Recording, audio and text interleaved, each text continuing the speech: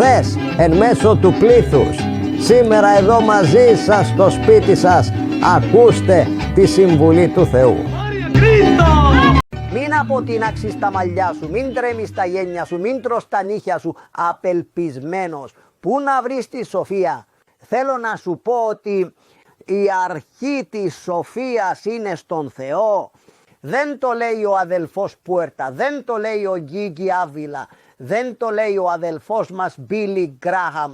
Αυτό το είπε ο σοφότερος άνθρωπος που έχει πατήσει τη γη μετά τον Ιησού Χριστό, τον σωτήρα του κόσμου. Ο μεγάλος βασιλιάς Σολομών. Η αρχή της σοφίας είναι ο φόβος του Θεού. Γνωμικά κεφάλαιο 1 στίχος 7.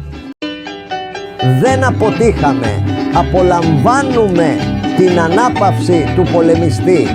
Αύριο τα πλήθη θα επιστρέψουν και θα είναι 10 φορές μεγαλύτερα.